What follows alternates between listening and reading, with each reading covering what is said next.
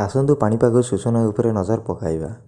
ଆଜିଠୁ ପ୍ରବଳ ବର୍ଷିବ, ଆସନ୍ତାକାଲିଠୁ ବଢ଼ିବ ବର୍ଷାର ପରିମାଣ। ଏହି ବିଷୟରେ ସମ୍ପୂର୍ଣ୍ଣ ଜାଣିବା ପାଇଁ ଭିଡ଼ିଓଟିକୁ ଶେଷ ପର୍ଯ୍ୟନ୍ତ ଦେଖନ୍ତୁ ଏବଂ ଚ୍ୟାନେଲକୁ ଲାଇକ୍, ସେୟାର, ସବସ୍କ୍ରାଇବ୍ ଜରୁର କରନ୍ତୁ। ଆଜିଠୁ ପ୍ରବଳ ବର୍ଷିବ। ଦକ୍ଷିଣ ଓଡ଼ିଶାର କିଛି ଜିଲ୍ଲାରେ ପ୍ରବଳ ବର୍ଷା ସମ୍ଭାବନା ରହିଥିବା ପାଣିପାଗ ବିଭାଗ ପକ୍ଷରୁ ସୂଚନା ଦିଆଯାଇଛି। ଆସନ୍ତାକାଲିଠୁ ବଢ଼ିବ ବର୍ଷାର ପରିମାଣ। 6ରୁ 10 ଯାଏଁ ରାଜ୍ୟରେ ଅଧିକାଂଶ ସ୍ଥାନରେ ହାଲୁକାରୁ ମଧ୍ୟମ ଧରଣର ବର୍ଷା ସମ୍ଭାବନା ରହିଛି। 6ରୁ 10 ଯାଏଁ କିଛି ଜିଲ୍ଲାରେ ପ୍ରବଳରୁ ଅତି ପ୍ରବଳ ବର୍ଷା ନେଇ ପୂର୍ବାନୁମାନ କରିଛି ପାଣିପାଗ ବିଭାଗ।